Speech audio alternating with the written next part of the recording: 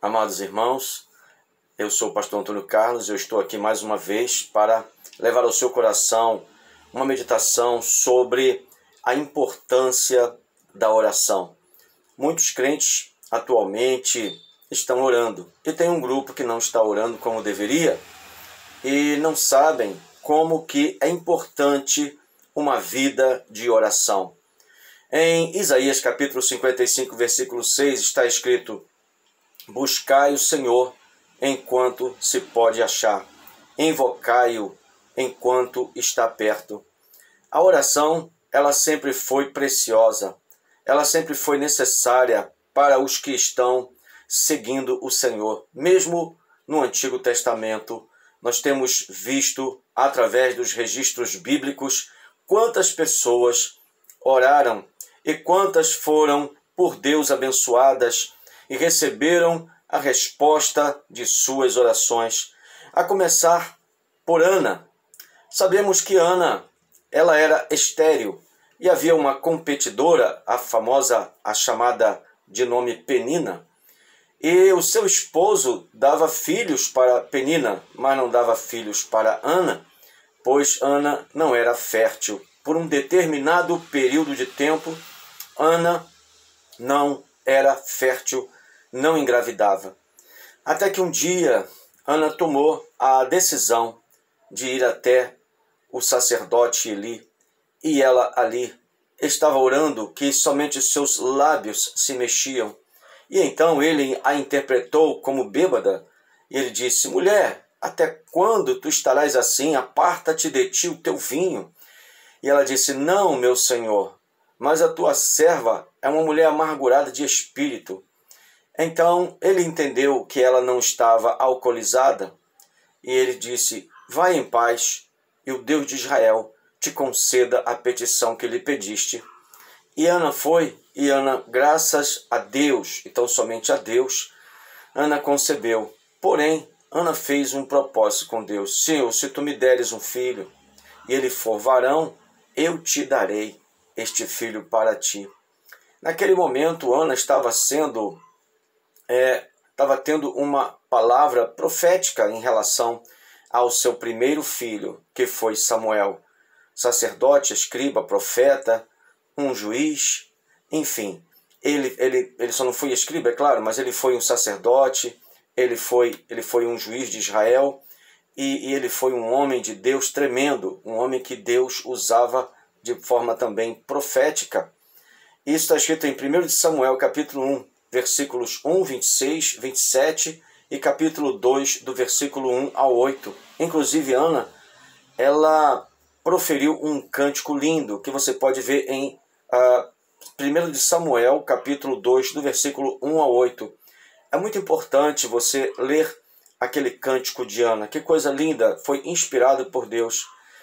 Então veja bem, ela não era fértil, não conseguia gerar filhos, e Deus, através da oração de Ana, ele respondeu essa oração, e Deus deu a ela a condição de ser fértil.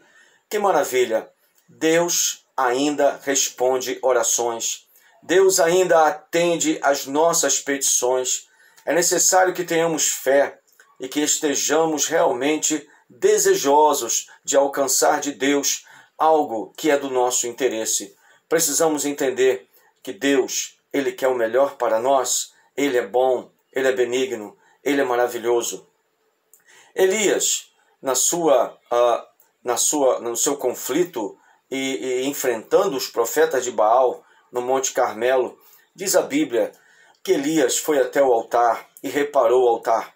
E em seguida Elias clamou, e Deus mandou fogo do céu, e ele lambeu o que estava ao redor e consumiu o holocausto, aquilo que Elias tinha oferecido para o Senhor sobre o altar. E depois Elias matou os profetas falsos. Agora, o que aconteceu? Elias sabia que Deus era vivo na vida dele. Elias tinha convicção de que a sua oração seria respondida. Elias sabia que o desafio que ele fez aos profetas de Baal era um desafio de fé. E ele sabia que Israel precisava de ser desintoxicado daqueles profetas de Baal e de Azera. Elias sabia que o rei Acabe, naquele tempo, ele estava contaminando espiritualmente, politicamente e de outras formas toda a nação de Israel. Porém, Elias, ele não titubeou, ele foi lá e Deus deu a ousadia e a coragem e a fé. E ele reuniu os 850 profetas falsos no Monte Carmelo e clamou ao Senhor. Antes, ele permitiu que eles clamassem ao Baal deles. E eles clamaram, mas não houve resposta. Mas quando Elias clamou, houve resposta. Por quê? Porque o Deus de Elias é o Deus vivo, verdadeiro, é o nosso Deus, é o mesmo Deus que eu e você, que é servo do Senhor, confia. Nós confiamos no Deus de Elias, nós confiamos no Deus de Ana, no Deus que abre a madre, no Deus que dá fertilidade à mulher que não tem fertilidade, o Deus que cura as pessoas que estão doentes e o Deus que envergonha os profetas do diabo perante nós. Esse é o Deus a quem servimos, em quem cremos. Glória ao nome do Senhor. Também Daniel, ao observar que os 70 anos de cativeiro havia terminado, então ele foi clamar ao Senhor. E a Bíblia diz que ele clamou por 21 dias. Isso está escrito lá em Daniel capítulo 1, capítulo 10, versículo 1 e 2, e ainda os versículos 19 ao 21. Daniel, quando clamou ao Senhor, ele sabia que ele não estava orando para as árvores, não. Ele estava orando ao Deus do céu, ao Deus que o chamou para o ministério profético. E Daniel, em seu clamor, ele foi persistente e até que Deus resolveu enviar um mensageiro. E o mensageiro chegou e disse que teve que pelejar contra príncipes demoníacos da Grécia e da Pérsia. Porém, Miguel, o arcanjo, foi enviado por Deus também para auxiliar o mensageiro. E o arcanjo ficou lá pelejando e o mensageiro foi até Daniel. Então significa que na hora em que você estiver em conflitos, na hora em que você estiver sob perseguição, na hora em que você estiver sob lutas, sob ataques de pessoas ou de demônios, lembre-se, a tua oração vai fazer com que o Senhor envie os seus mensageiros ou os seus anjos poderosos para pelejar em seu favor. Lembre-se que Deus, o Deus de Daniel, ele é o mesmo Deus que está conosco, que está com a igreja do Senhor nesse atual século 21. Então, nós sabemos que o Deus que respondeu Ana e tocou no seu organismo e a curou, tornando-a fértil, o Deus que Elias, quando clamou e desafiou os profetas de Baal, só enviou fogo do céu e envergonhou os profetas de Baal. O Deus de Daniel, que observou que a oração dele por 21 dias era para o retorno de Israel para Jerusalém. Esse Deus é o Deus que está aqui agora me usando para você. Mas também o Senhor Jesus, em Mateus capítulo 26, versículo 41, ele nos orienta para que nós oremos para não entrarmos em tentação. Mateus 26, 41. As tentações, de várias formas, elas podem vir ao nosso encontro. Nenhum de nós está livre de ser tentados.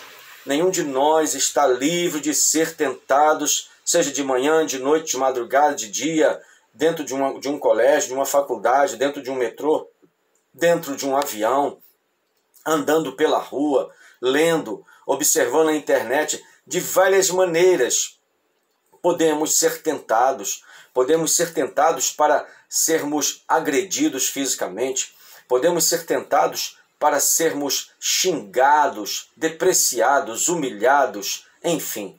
Existem várias maneiras, quase que infinitas maneiras de nós sermos tentados. Porém, o Senhor Jesus, que entende muito bem do assunto, nos orienta a que oremos para não entrarmos em tentação, porque isso já é uma batalha que é travada dentro de nós, porque a tentação ela começa dentro de nós, através do que percebemos com os olhos e com os ouvidos. Aquilo que vemos e aquilo que ouvimos pode servir para nós de elementos de grande ou pequena tentação. Mas o fato é que o Senhor Jesus nos orienta a que oremos para que não entremos em tentações, ok?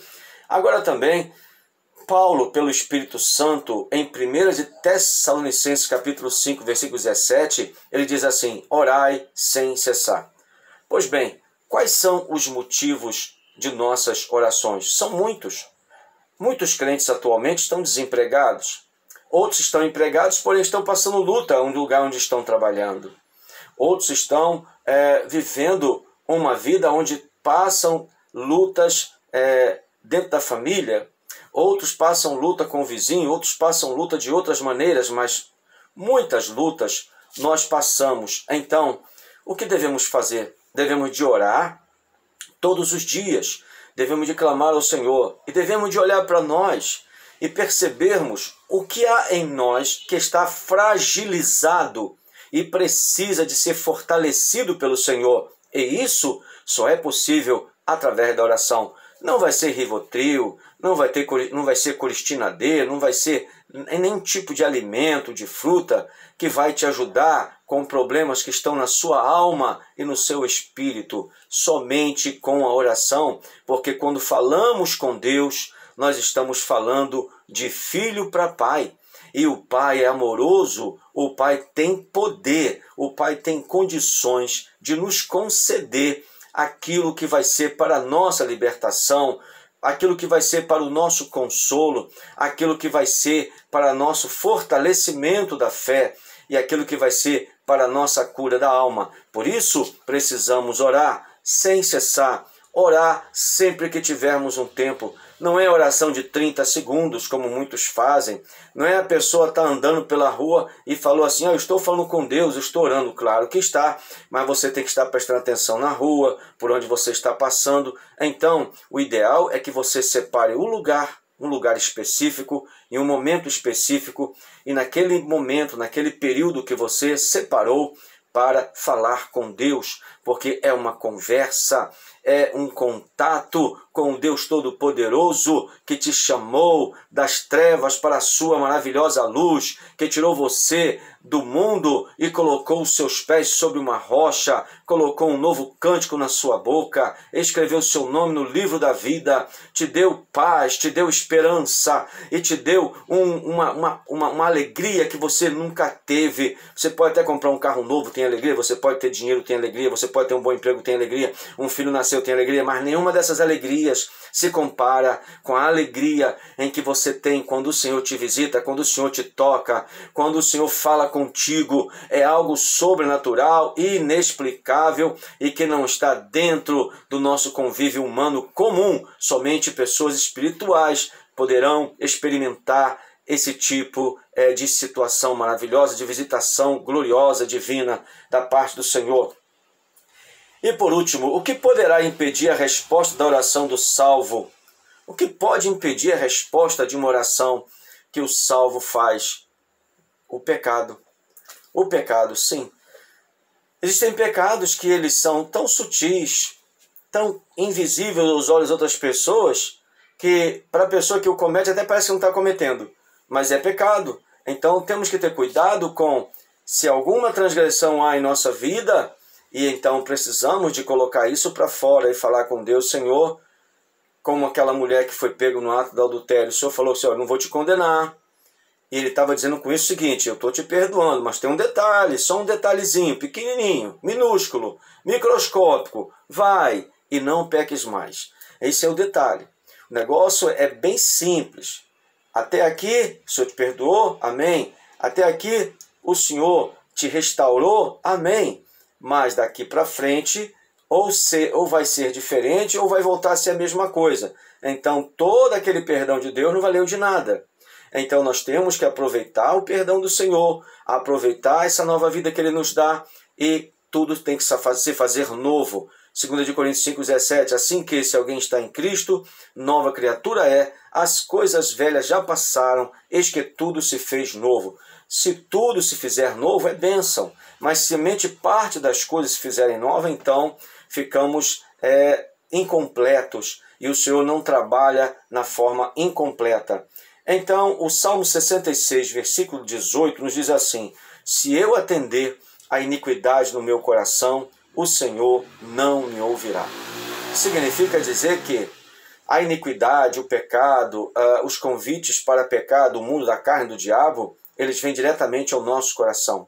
E cabe a cada um de nós tomar a decisão para fazer a opção certa. E qual é a melhor opção? Tiago capítulo 4, versículo 7. Sujeitai-vos, pois, a Deus, resisti ao diabo, e ele fugirá de vós. Cada um de nós precisa de orar o tempo todo para que nós não entremos em tentação. Mas se entrarmos em tentação, a Bíblia diz o quê? 1 Coríntios 10, 13. Não veio sobre vós tentação senão humana, mas fiel é Deus que não vos deixará tentar acima do que podeis. Antes, com a tentação, dará também o escape, para que a possais suportar. Ainda que entremos em tentação, o Senhor promete que vai dar o escape. Mas como vai ser isso? O que eu tenho que estar fazendo para Deus dar o escape? Lutando contra mim mesmo, para não deixar se levar pela tentação, para que não venha se consumir. Porque uma coisa é ser tentado, que não é pecado, outra coisa é cair na tentação. Então, enquanto estiver no processo de tentação, você tem que lutar com as armas espirituais, com a oração, com o jejum, com a fé em Deus e clamando ao Senhor. Agora, você e eu fazendo assim, venceremos de tal maneira que nós vamos sair dessa área de tentação e vamos ser vitoriosos, porque o Senhor é fiel naquilo que Ele tem prometido a cada um de nós. Por isso, eu quero te convidar nesse momento a que você faça uma oração comigo, ok? Eu quero entregar a tua vida nas mãos do Senhor. Pai querido, Pai de amor, Pai de misericórdia, eu quero entregar aqueles que estiverem nesse momento ouvindo e vendo este áudio-vídeo, ó Deus do YouTube, eu te peço, meu Senhor, que eles sejam tocados pelas tuas mãos e que se eles estiverem passando por momentos de tentação, que tu possas dar livramento. Se eles estiverem passando por momentos de dificuldades, que tu possa enviar o consolo, o conforto, a resposta, abrindo portas, repreendendo o mal, repreendendo demônios, repreendendo enfermidade, dando cura divina. Se estiver triste, dá alegria. Se estiver angustiado, se estiver depressivo, Senhor, envia a tua libertação. Que o teu Espírito, Senhor, não há limites para ele operar na vida daquele que crê, Senhor. Eu entrego essas vidas em tuas mãos e te peço, meu Senhor, que a tua misericórdia seja sobre os teus filhos e tuas filhas, que a tua bondade esteja com ele, em nome e por amor do Senhor Jesus. Espero que você, amado irmão, amada irmã, possa compartilhar essa mensagem, essa breve mensagem de reflexão sobre a oração, a importância da oração. Dê um like, faça um comentário, compartilhe. Se você não for inscrito no canal, se inscreva, porque isso vai ajudar muito a obra de Deus. E nesse caso, eu estou nessa obra, nesse canal, e eu pretendo só e somente abençoar vidas espiritualmente. Aqueles que levarem a sério essas mensagens que eu tenho trazido, tenho convicção que o Espírito Santo vai estar fazendo algo na sua vida. Tenho convicção disso, porque eu sinto isso fortemente. Que Deus em Cristo te abençoe, em nome e por amor do Senhor Jesus. Amém.